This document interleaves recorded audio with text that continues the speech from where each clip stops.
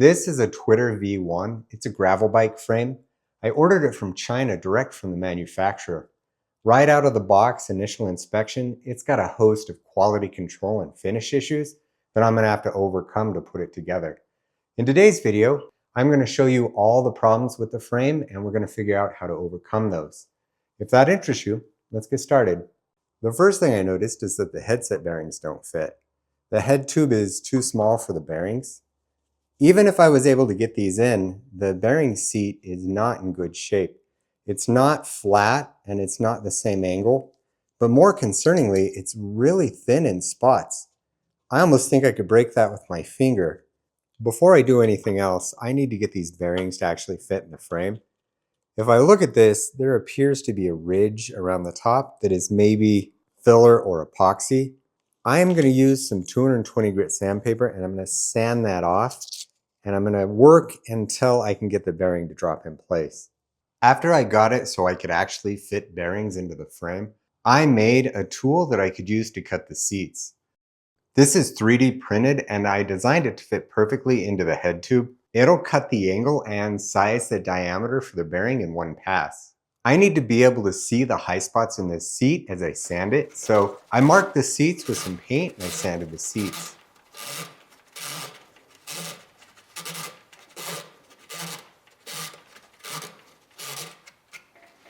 You can see there are quite a few high spots in this seat and even a couple gaps where seams came together.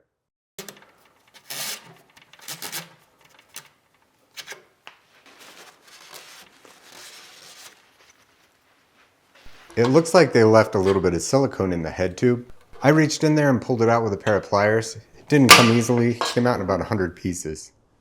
The bearing seats are hollow and really thin in spots. I filled them in with some JB Weld steel stick. I've done this on other carbon frames and it's held up for thousands of miles. This is the underside of the seat once the JB Weld is pressed in place. The JB Weld provides a lot of support and we no longer have to worry about how thin those seats are. The bearings now fit in here perfectly. It is so much better than it was when I started. The next thing I noticed is that the hole in the bottom bracket shell, it's not round and it's undersized. This is the bottom bracket that should fit this frame. When I put it in, it does not fit. The bottom bracket is egg-shaped and it's too small in this dimension. So I'm gonna have to find a way to open this up, get it round and get it to the right size so I can actually put a bottom bracket in this frame. When I was filming that last shot, I noticed a small crack at the edge of the bottom bracket shell. Reached up and flipped it with my thumbnail and it chipped right out. I repaired the chip by sanding it to remove any additional cracks. I then filled it in with some hard set and sanded it to shape. The bottom bracket shell is not round and the face is not flat. To dress the shell, I made another tool. This fits into the bottom bracket shell perfectly and I've added sandpaper so it will cut a new face. After sanding, this leaves a perfectly flat surface ready for the bottom bracket.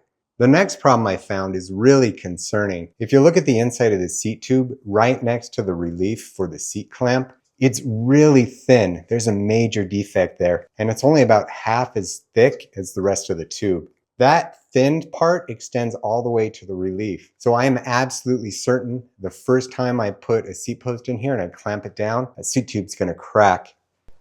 I've got both headset bearings in, they're sitting flat, and I've temporarily installed the fork.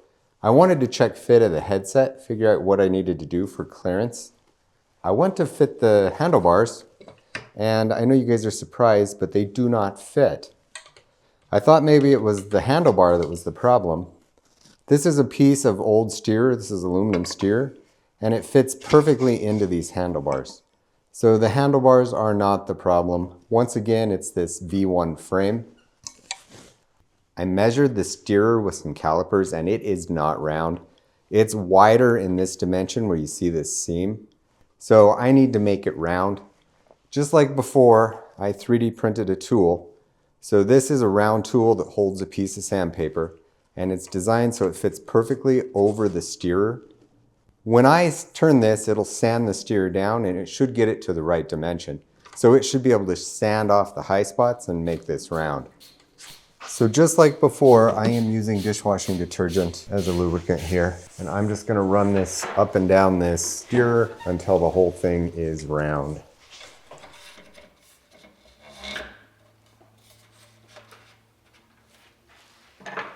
I've now got most of the problems on this frame fixed.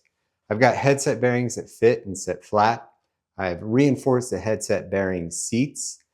I repaired the crack in the chip that were on the face of the bottom bracket shell, and I bored out the bottom bracket shell, so now I can fit a bottom bracket in there. The last thing I've got to do is repair the seat post. I'm going to go with something I've done before. I am going to convert the frame to a seat mast.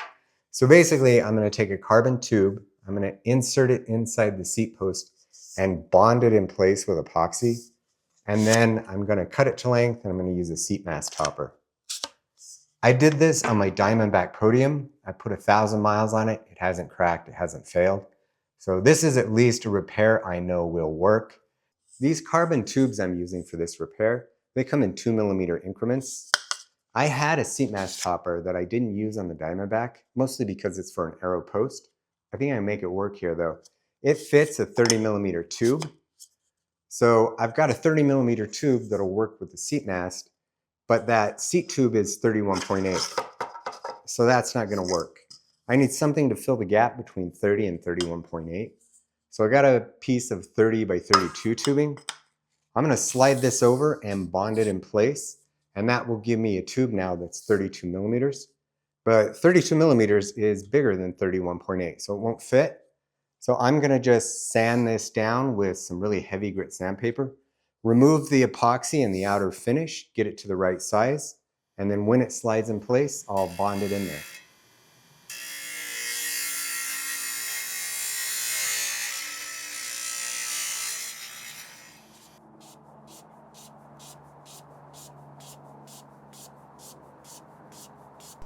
All right, so I got that tube sanded down to where it fits in the frame. That was really time consuming. I don't want to do that again. And I've got the 30mm tube now. It fits inside that tube. So it's going to install and get bonded in place. I sanded both tubes and I bonded them together with some 2-to-1 epoxy. I am using a hard set epoxy to bond the carbon tube into the seat tube. This should do a better job of filling in the gaps. To ensure the gaps had enough epoxy, I used a copper pipe and I pushed the epoxy into the low spots. I then coated the tube with hard set and I twisted it into place.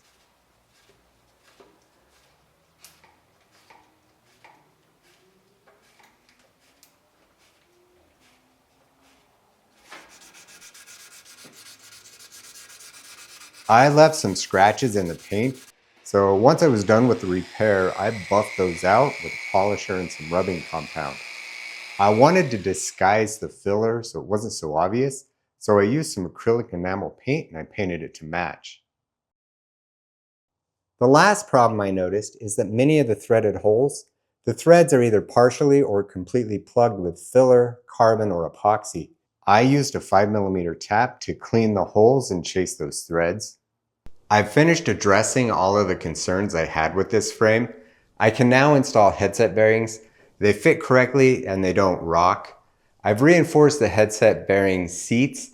They no longer feel fragile and I'm confident that they're going to hold up.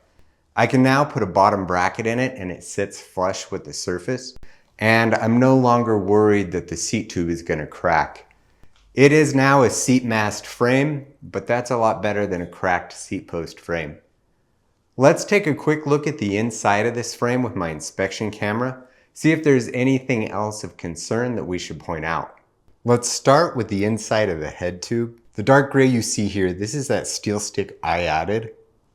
Looking down the top tube towards the seat tube, it looks like they left a bag in there. This is inside the down tube. Where the bottle cage rivets are, they added an extra layer of carbon. Looking into the bottom bracket shell, the light gray you see there is the hard set I added. This is the bottom bracket shell looking up towards the seat tube. Here's the underside of my seat tube repair. There's just a little bit of excess epoxy. Here's a look inside the non-drive side stay, and this is what the drive side looks like. Everything I know about carbon fiber I learned in a composites course back in grad school. I know enough to know that I don't know enough. If you're a carbon guru and you see something in that footage that concerns you, leave a comment and let me know. I've decided to take the risk and build this up into a complete bike. I'm confident my repairs are going to hold up. I don't know about the rest of the frame. It's advertised as a gravel bike, so I'm going to build it up as a gravel bike, and I'm actually going to use it as a gravel bike. We'll get out, we'll hit the local gravel roads, we'll see if it holds up, we'll see what fails. I'll share all of that with you guys. Today's video though is all about the frame repair. If you've got a carbon frame and you've got any of these problems, hopefully me showing you how to fix them on this frame will help you on yours. So that's it for today's video. Until next time, I'll see you later.